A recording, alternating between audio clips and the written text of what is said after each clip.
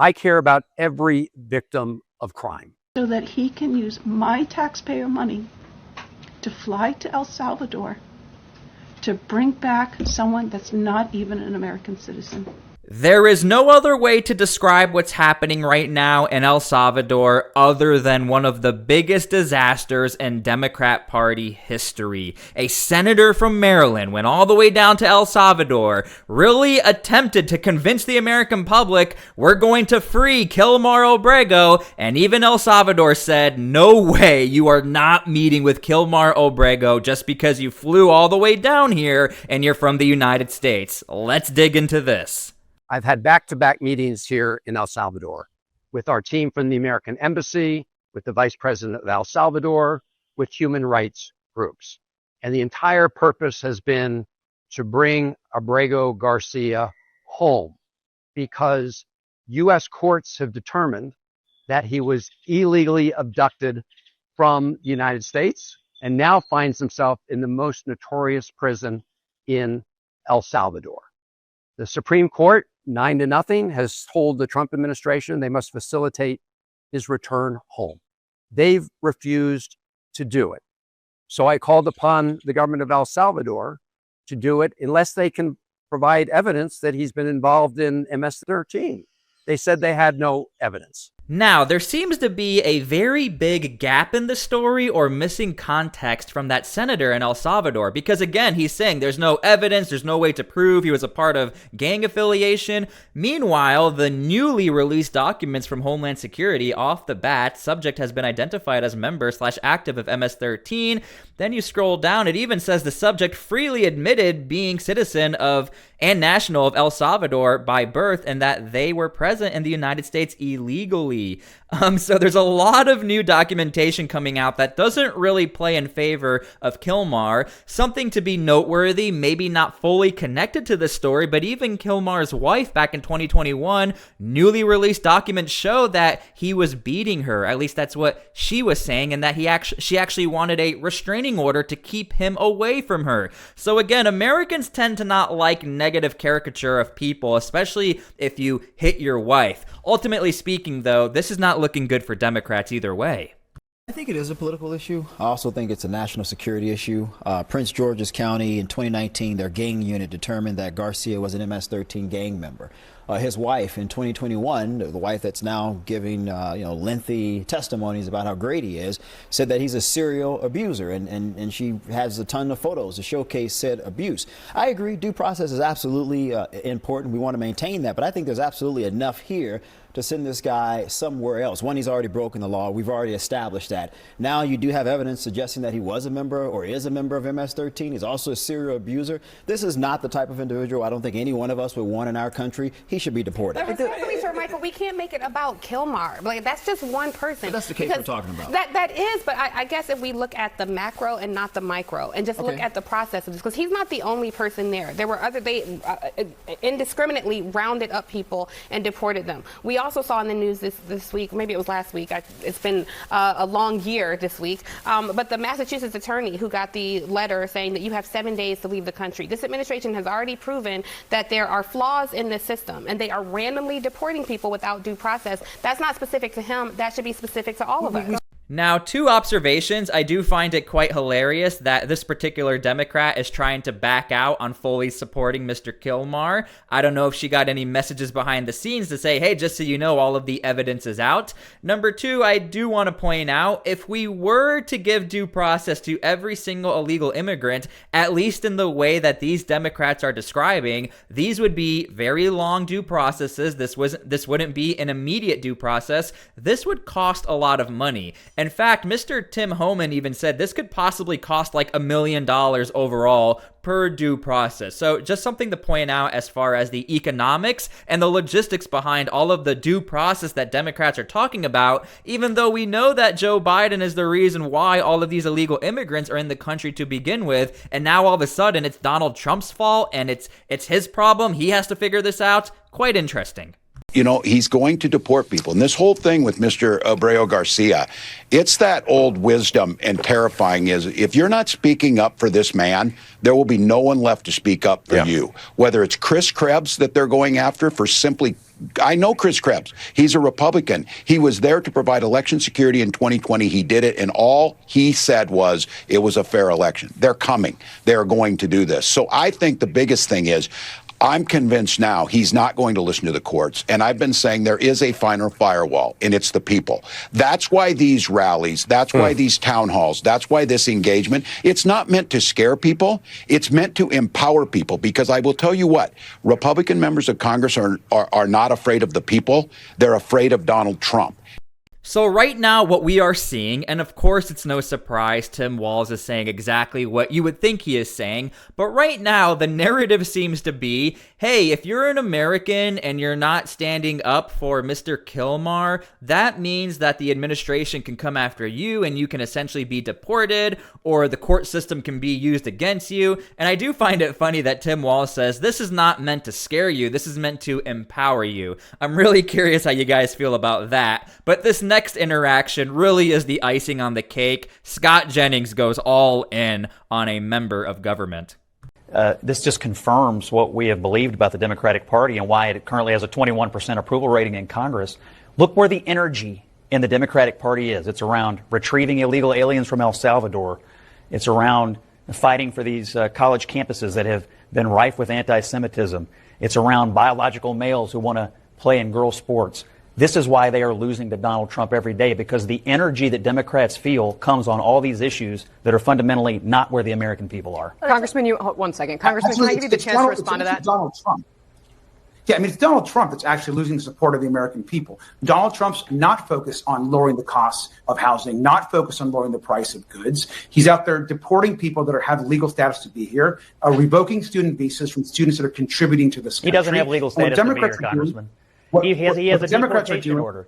You're going to go to El Salvador. You're going to go maybe go to the grocery store. Like, there's an issue here where you could possibly win on, but you're going to El Salvador instead. It's okay that someone walking into getting their citizenship, walking into their citizenship test, their citizenship meeting, is being apprehended on the way into their next process, which just happened to somebody in Vermont, and it's happening now across the country. Students are being deported and revoked of their student visas. Yes. Many are not being told why that's the case. That should not be happening in the United States. And certainly... And he just goes on and on to keep ranting. But you'll notice Scott Jennings knows there is an ultimate checkmate, and no Democrat ever acknowledges it. I've yet to find anywhere where a Democrat will actually say, yes, Kilmar was in the United States illegally. This congressman just won't say it. And he went to the absolute extreme. He went to, hey, there was somebody walking to get their American paperwork to become a citizen, and then they got deported. Again, these are stories we're not actually hearing about. This is the ultimate extreme. This is one example to represent the rest of the actual practical examples we are facing in America, and that is why Scott Jennings keeps bringing this up, and the Democrat Party and members of government, they just keep ignoring it, to include that senator down in El Salvador. Here's my one issue about the constitutional issue that surrounds the Garcia case, argue even the IAEA case, the invasion case, is politically, if you want to argue due process, that's high ground. But it does look, with Van Hollen running down El Salvador, like you guys are pleading the case of a gangbanger and trying to bring him back into this country, and you're going to lose politically to the effort to get bad guys out of the country. First of all, there is no evidence that has ever been presented. Okay, there's no due process. There's no anything. That's a great. Every court has said bring him back. So what do we do? Say, well, we want to pivot to another issue. Let's just leave him down in some El Salvador dump. Let the president of the United States, who, by the way, in his oath of office, is to protect and defend the Constitution of the United States, of which the Supreme Court, I think is Article 3, but don't hold me to it. It is just blatantly disregarding an order. So if we pivot to another issue and we take care of the middle class, if we don't have laws in this country, what good have we done? I am just think that it is an outrage that this guy is down there. And if the Democratic Party can't stand up for him, who the hell are we going to stand up for? Nobody. Nothing. If you have to stand up, we stood up for people with civil rights. And you got to go you got to do everything you can to get this guy back home. I get it. I get the high ground, but I do think that he is a tough poster boy for the cause. But I understand what you're saying, and I appreciate you saying it here.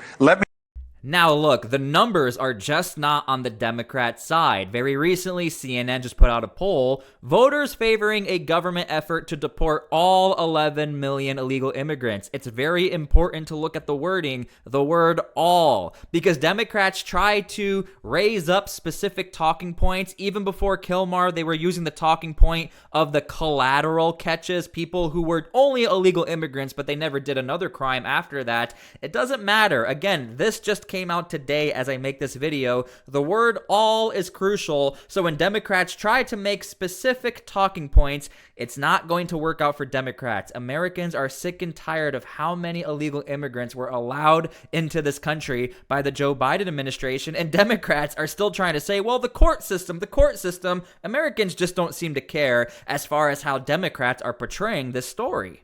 A Democrat senator arrived at a mega prison in El Salvador ready to free a Maryland dad. But we're just finding out he's not really a Maryland dad.